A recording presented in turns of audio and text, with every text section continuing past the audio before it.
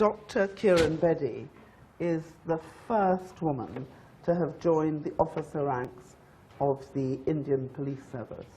She is literally an icon for those who have wanted to see difference being made on democracy, justice, and people not getting away with impunity. And she has been an inspiration to women not just in India, but literally all over the world, because she has done that which many people thought was impossible to do. And she's done it with grace, with dignity, but with huge courage. She's a woman who's never turned away from a challenge, and she has been an inspiration to a generation. And I am extremely proud and pleased that she has graced us with her presence today, and that she is going to be our keynote speaker. And I'm so delighted that I get to say that, because I thought that someone else might. Thank you very much. So can I now introduce you, and I hope you will warmly welcome her, Kiran Bedi. Good morning, all of you, and what an honor and a personal privilege to be picked up out of all the legendaries here. Did you do a raffle? I bet you did a raffle. I never win a lottery, but I won this raffle today to be the keynote speaker. Friends, let me begin with a little personal note. I want to dedicate this presentation to my sister, whom we lost 3 years ago. She was a world-known autistic expert, and she was a Britisher. And whenever I visited London, for me, London was her home. I never stayed in a hotel. Therefore, I want to dedicate this to my younger sister, who was like a twin sister, who the world lost 3 years ago. She fought dying cancer most bravely. That's my personal tribute. And I bet she's listening to me. She's always around me, inspiring me to go on. I'm going to give you the answers to which Patricia has raised. I'm going to make your life easier. All of you will have a lot of ideas, and she can then say thank you in advance. I have a slideshow for you on the how. We all know the problem, my friends. We all, I believe we know the problems. I'm the how person. This presentation is like the used wisdom before you.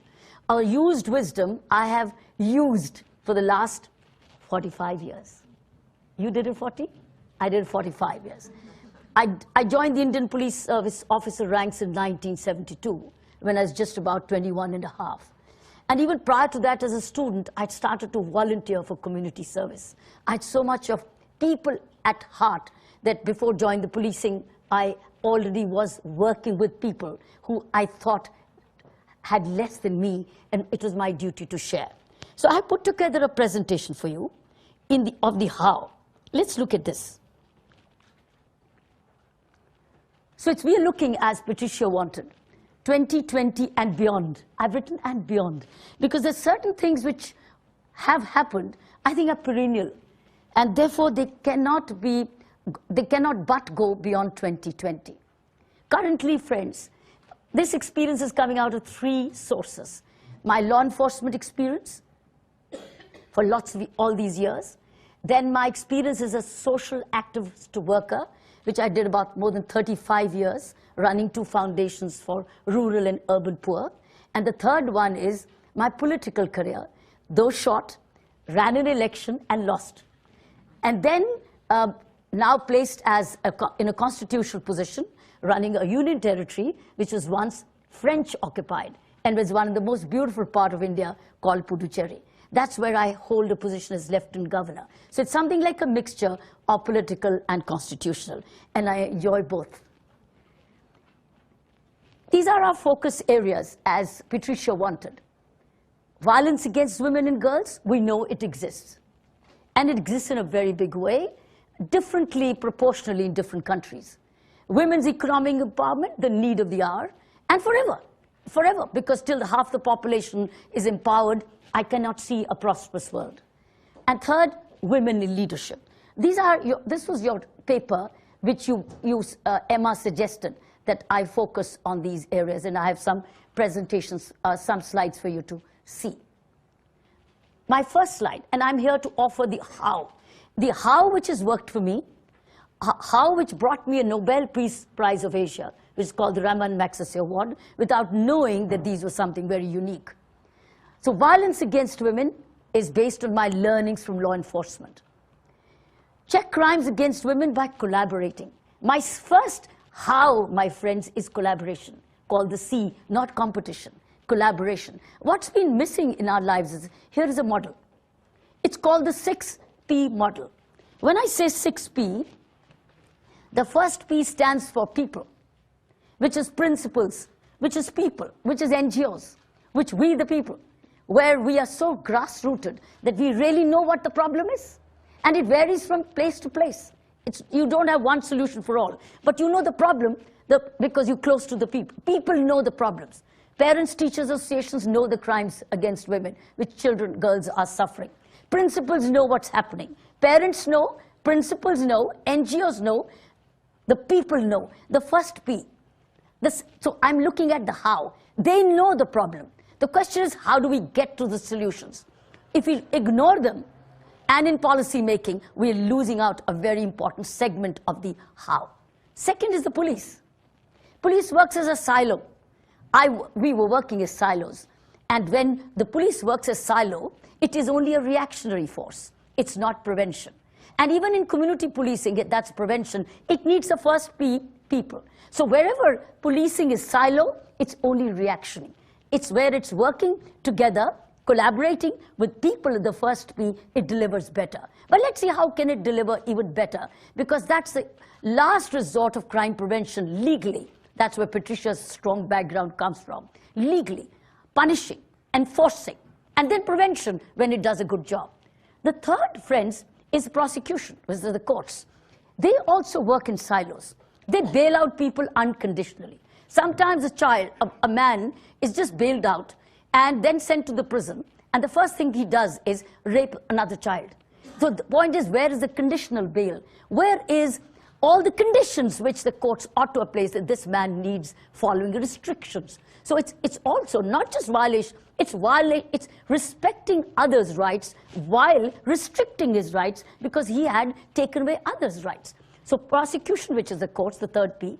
Fourth is a politician. How does a politician know where is the urgency of changing rules and regulations, bringing in updated laws? Many of our countries are still with outdated laws, even concerning. My country has been driven by very numerous incidents to update the law and come up with a very tough law. But it was driven by something very extreme which happened. But the good news is that because of the large people's movement, we came up to date and up to speed. So politician must be. The seventh is prisons. I run the world's largest prison in India, where I had 10,000 prisoners working. So law enforcement experience is also coming out of prison management, which is prisons. We just leave it alone and say, let you do what you want. No, we can't. They've got to be accountable for what are they sending out. They've got to be held for accountability of dry cleaning people, because we're sending them polluted people, contaminated people. They're supposed to be dry cleaning for us. Do they do that? That's the fifth P. And then, how can you forget the last P, which is the media, which is the press? Can they get away with all kinds of movies which do instant gratifications? Should they not be also looked at? What are the kinds of messages through media is coming in? Something. So I'm looking at a 6P. These 6P will have to be brought together in collaboration. That's the model called the 6P. Now, who brings these 6P together? That's the question. These exist. But how? The how is you've got to have a hub. The hub could be the mayor. The hub could be the home secretary. The hub could be the lieutenant governor, which is me in Puducherry, because I've already implemented the 6P formula in Puducherry, and I'm the hub. And I bring these 6P together once in 3 months. And in this first 6P, by the way, is also principals and university vice chancellors for research. So they get the data, and we get to know the why of the crime. We need to know the why. Police must share with the why. The research must be known. The why is a child being exploited recently, or how are the crimes happening. What is the why? We don't know the why. How will you have a solution if you don't know the why? So my first model, my first suggestion is, how do we bring the 6P together? You can add another P in your groups, but without these 6P, you will not be able to collectively, holistically, comprehensively, effectively deal with crimes against women. I was in a conference here in London about 3 months ago, and I was in a police conference, and I asked one of the police chiefs, saying, do you have something like 6P where you bring people together? They said, we're getting at it. We're getting at it. Every day you delay getting at it, you're delaying the solutions. So we need a 6P formula. We can fine-tune it, we can customize it, and then, but without coming together. So therefore, my first C to this keynote address is C, is collaboration. Let me move on to the next. My second, friends, is women's economic empowerment, and this is my learnings from civil society. Sometimes we look beyond ourselves, and as very rightly said, Patricia said, human rights begin in a small way, probably anywhere where you are. Anywhere where you are. That's what I did. In my policing times, to prevent crime, friends, I looked within my own areas, what was causing crime. And I found what was causing crime was drugs, poverty, unemployment, a bad company. There are many other reasons. So we started to open schools and develop leadership amongst women to take charge. And that started to prevent crime. That means I didn't look beyond where I was. I started to look right there. Why is what is happening? And what is it that I need to correct? And what is it that I want? And how can I do it? And I had no money. I had my position. My position was everything. So I used the power of influence to set up these civil society organizations to create women's leadership and start to educate, make literate, and connecting NGOs with NGOs, connecting people with people. That was the second C, which I like to share as long-term. As women in leadership, I was a woman in leadership who had no money but had the power of influence, had the power of a position. And converting that power into position for people's good, what did I do? I connected the haves with the have-nots. I never spent a penny, but I found the solutions. So friends, it's back to collaboration, but it's collaboration for care. Unless we as women leaders don't have that care and that extra care, how do I use my power for care? I'm caring it. I'm not exercising power. I'm converting that power into care. That's a second. I think this is what every woman, any man of worth his while as a leader has to be caring. And caring to the extent which is needed, and not in a miserly way, but in a generous way. And see, where can I combine with what so that I provide that answer? It's creating women's leadership. These are my self-help groups in the rural areas. Creating women's leadership. Literacy program, vocational skills. Each one getting empowered. So a caring leader empowers community. That's what the second thing is. Caring to empower, to become not to teach them to fish, not eat a fish, not to get a fish, but to learn to fish for themselves. My third. So these are guardians, as groomers of humanity, giving you some more pictures. Here's the latest woman with information technology. This has also been donated. The woman has also come. All I've done is network them together. And it's created a whole revolution in the villages. So friends, it's all about collaborative care. Giving you my third model, which was the third pillar of this conference, which is women in leadership and my learnings from public service. My public service is this. Friends, it's all about empowering others again, giving them space, giving them a voice, and recognizing what they stand for, and not usurping all which actually credit should go. If you notice, it's all about sharing again. So the more you share, the more you give others a voice, you are translating leadership up to the grassroots level. And as you turn back and go home, you've left leaders behind who will continue to transform because they were inspired. And then you became a mentor, you became a role model, and that was your duty to do. You've not done anybody a favor. So friends, this is me latest. This is one of the latest pictures where It says, when the governor came calling. I reach out to children in my own spare time. To one of my very beautiful Government of India's policy is, go and read, all public servants, go and read a good story in schools. So I went to tell a story, and after the story, the child came and asked, and where did you read this story?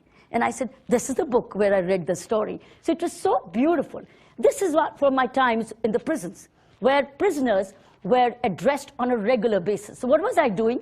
Leadership is constant communication.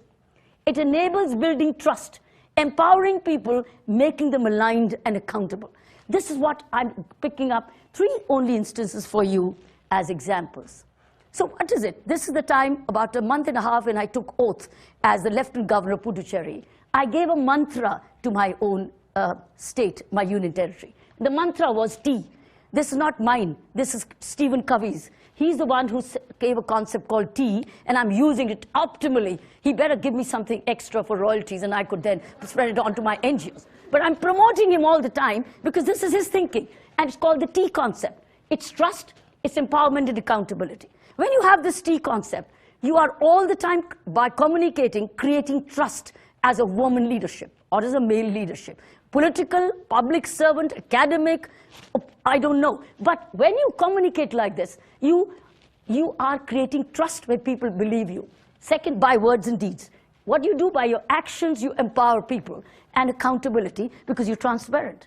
You're putting yourself right on the block to say, you can assess me, you can audit me the way I'm doing. I gave this for the first time as a governor of the state, said the state would be run by a concept called T. All politicians were listening. And when they heard that, they understood the message that every penny will be accounted for. And you know how certain limitations are. But the best part is that my politicians in my states are following the T. They're so far being remaining trust. I know I'm being recorded. So, so they're being trustworthy. They don't have a choice. But I think they've come with a willingness to be trusted. Secondly, they're empowering people. I'll tell you how further. One of the first things which a leader must do is to walk the talk. One of the first things I did was Bedi imposes curbs on sirens. We officers could drive through a city saying, and all it went, you had a right passage. The first day I sat in a car of a governor, my pilot started to blow the siren, and I suddenly saw people getting back on the side, greeting me, but I said, oh my God, while they're greeting me, they should be hating me because I'm pushing them away. I can't be sitting in this car with blowing that siren of a pilot and then also getting a greeting. I told my pilot, please stop it. I can't hurt people here. So one of the first orders I issued was, Bedi imposes sirens. My car has no siren. It just goes by the normal way as the developed world is, I believe.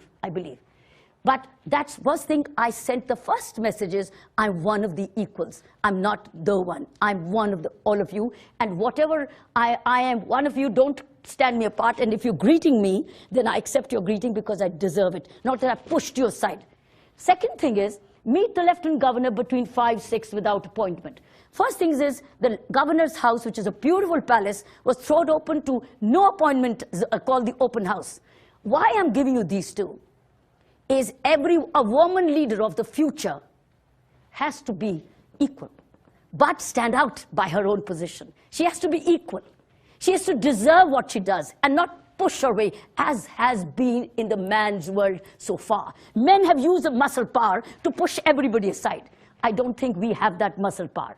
We have the mind power. I think we will move from muscle power to mind power and the heart power to say we are one of you and we are all equal in it together. We are sensitive. Second thing is, we must, each one of us, in our areas of influence, have open hours, where anybody can walk up to you and say, you're no good, ma'am. You're no good. You're just saying it. I must have the capacity to hear that person and say, explain to me why I'm no good. Give me a better reason where I can be good. I think that open house has changed the way we are working in Puducherry, friends. The commonest person, the poorest person, is coming up to a mansion. The Lieutenant Governor, I had a picture of that. I didn't want to show you. It's a huge palace built by the French. And believe me, if I wouldn't have an open house, I would feel imprisoned in that place. I had to open up this house to become normal, remain normal in that big mansion. So this was a very important message.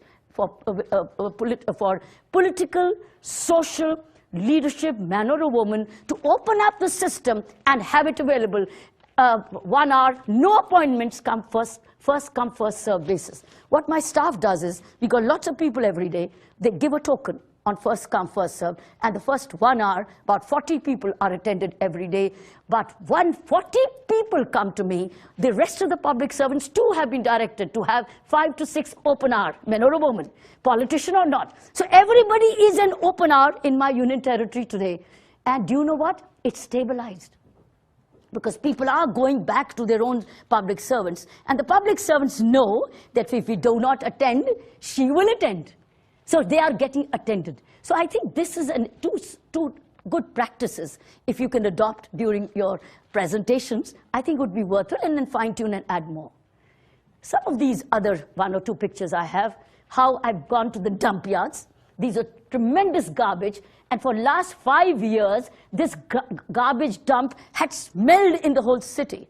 Had smelled. It's only in the last 1 week they've stopped smelling. We found some solutions. And that's because I went to smell it. So second thing is not just open up your office hours, go to the spot. The secret to change is go where you're needed. Rather than ask you for paper reports, go where the crisis is. Go where the actually problem is. Go where the solution is needed. This ground situation from the report is vastly different. I've noticed it. So I don't trust the paper report. I ask for a report, but I go and test it at the ground, and I suddenly realize what a hopeless report it was if I'd believed it, and I would have been made a fool of. So friends, therefore, no hopeless reports come to you if they know that the leader will go back to the spot and check things for herself. So friends, this is what I did. See, these are my sanitary workers. And how they were all recognized, because this is called dignity of labor. And I think it needed a woman's heart to do it. It needed a woman's heart. I think that's specially gifted by nature to us, that we are more EQ-driven, along with the IQ, EQ-driven, and EQ is most vital for success in life. These are other pictures. And the good news is, these are ministers with me. They too joined in, and it's a team approach. Political and constitutional, and the people and the public officials getting the solutions. This is another collaborative approach. This is another approach which we have to handle. And here is a key where I'm handing the key of a toilet to this lady who volunteered to run a community toilet when the men decided to lock it up. We took the key away and gave it to the woman. She came in and said, I'm willing to take charge. So friends, these are some of the stories I thought for you, is constant reinforcements. Remember, everything needs a reinforcement. You've got to continue to reinforcement till the last day of your life. There is no resting on your laurels. If you want to be a leader, it is till the last day of your life. As long as God has given you health, it is for a purpose. So friends, these are some of the other images I wanted to share with you. It's town halls, it's principals, it's school children, it's police cops. It's every day a reinforcement of the messages I gave you. And that is what is driving the change, creating a new leadership, empowering people. So finally, we have, I fear, confused power with greatness, haven't we? Haven't we? We think, oh, power, great. No, no, no, no. Greatness is something called collaboration, something called care, and something called conscientiousness. Friends, what I noticed, and when I thought for myself, what is it that I am doing differently? And I realized for myself, when your papers came, and I reflected on myself, what is it that I'm doing? Why am I doing this? Why am I opening up the house? Why am I, as a woman leader, going to the garbage dumps? Why am I handing over the keys? Why am I doing all this? And I realized, it's just one thing. I think it's conscientiousness. And can consciousness, my friends, be taught? It cannot be taught. It has to be learned every day.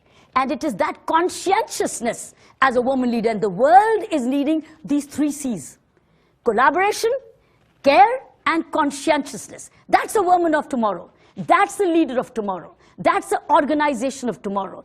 That, I think, is a message for tomorrow. Let the new leader, man or a woman, be collaborative, have the skills to collaborate, have the heart to care, and the third is remain conscientious. And once you're remaining conscientious, my friends, you will never, ever you will never ever be unproductive. You will never be told to do what you need to do. You will be self-driven. And I realized, when did my conscientiousness begin? And I thought through, and I remembered the times when I was still in school, when my mother never told me to do my homework myself, when my father never told me go exercise to win your tennis match. I did it by myself.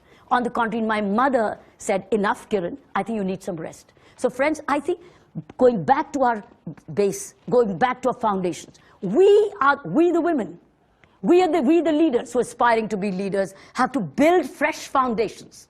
Go as parents, as guardians. As guardians, we may be a parent or we may not be, but we must be guardians. So as guardians, as teachers, as parenters, as leaders, we are guardians of that situation to remain conscientious or awaken our conscientiousness. I think what this world is today needing is, most of all, conscientiousness. Not to be told what to do, not go by a written appraisal, but self-appraisal. I want to thank you very much, Patricia, for what you did.